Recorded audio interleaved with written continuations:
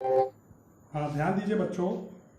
पिछले टर्म में मैंने आपको एडवर्ब क्लास समाप्त किया था। इसके बाद आपको कंपाउंड पढ़ना है, कंपाउंड सेंटेंस। आज हम आपको कुछ इडियम, पहले मैंने 15 इडियम्स आपको दिए थे और 15 आज हम फिर दे रहे हैं। ये आपको याद करना है, इम्पॉर्टेंट है, यहाँ से लेके कंपटीशन तक, बोर्ड के एग्जाम के लिए भी और कंपटीशन में भी। देखिए, पहला है अ बेड ऑफ रोजेस। इसका मतलब क्वाइट कंफर्टेबल, यानी फूलों की सेज, आरामदायक। वाक्य बना देंगे, the post of prime minister is not a bed of roses, यानी प्रधानमंत्री का पद कोई फूलों की सेज नहीं है, यानी इतना आरामदायक नहीं है। तो अ बेड ऑफ रोजेस, इसकी इंग्लिश हुई क्वाइट कंफर्टेबल, हिंदी हमने नहीं लिखा है, हिंदी हुई आरामदायक। तो the post of prime minister is not a bed of roses. ठीक है। इसके बाद अगला है एक्टिव बाय ऑर्डर, यानी इन परफेक्ट ऑर्डरली अरेंजमेंट, सुव्यवस्थित रूप से, सही ढंग से। इसकी हिंदी क्या बनी कि शी कीप्स हर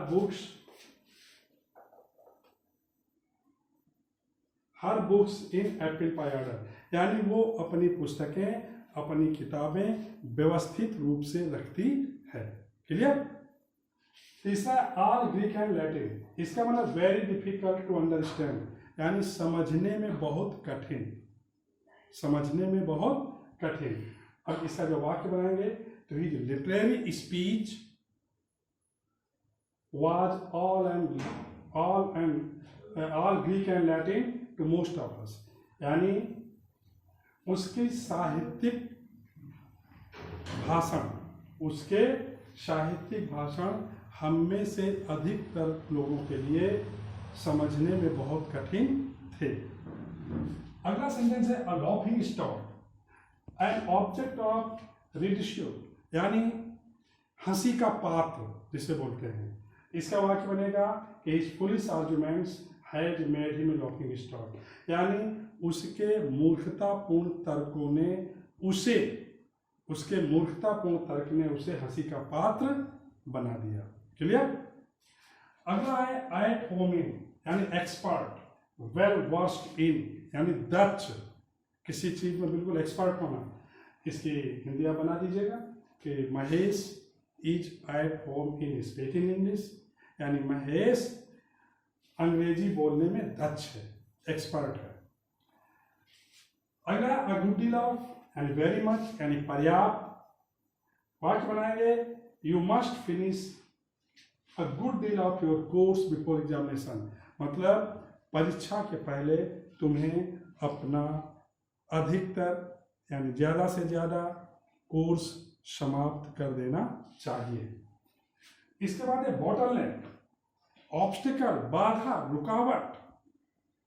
वाक्य हमने बना दिया इसका, in spite of all the bottlenecks, यानी सभी रुकावटों यानी बाधाओं के बावजूद, सभी बाधाओं या रुकावटों के बावजूद he got success in his mission, वह अपने लक्ष्य में सफल हुआ। क्लियर। बहुत अच्छा इंपॉर्टेंट इडियम है ये। अ बॉटलनेक यानी ऑब्स्टिकल, यानी रुकावट या बाधा, in spite of all the bottlenecks, यानी सभी बाधाओं या रुकावटों के बावजूद he got success in his mission, वो अपने लक्ष्य में सफल हुआ। अगला है बैग एंड बैगेज, यानी बोरिया बिस्तर समेत, मतलब विद ऑल बिलोंगिंग्स, बोरिया बिस्तर समेत। तो द इंग्लिश से पहले द लग जाने से, वैसे इंग्लिश माने अंग्रेजी, और इंग्लिश से पहले द लग जाने से हो गया अंग्रेज। तो the English left India bag and baggage in 1947। ये वाक्य सेंटेक्स में भी बहुत पूछा जाता है। कैसे पूछा जाता है कि बैग एंड बैगेज, इसका मतलब होता है विद ऑल बिलोंगिंग्स, यानी बोरिया बिस्तर समेत। बैग एंड बैगेज एक ऐसा इडियम है जिसके पहले कोई प्रीपोजिशन नहीं लगता, विद नहीं लगता। एग्जाम में क्या होता है कि जब ये वाक्य आता है इनकरेक्ट में, तो बैग एंड बैगेज के पहले विद लगा देते हैं, जो कि गलत है।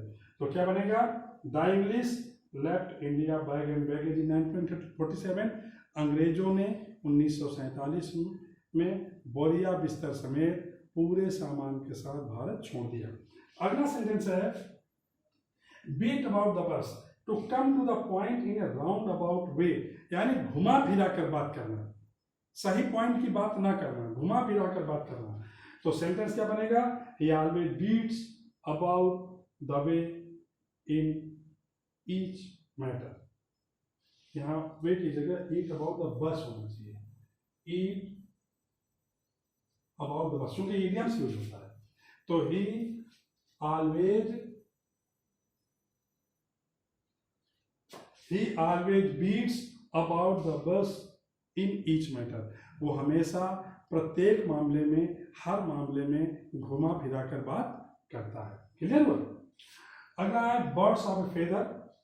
बर्ड्स ऑफ ए फेदर का मतलब होता है people of the same nature, यानी समान स्वभाव के लोग, समान स्वभाव के लोग।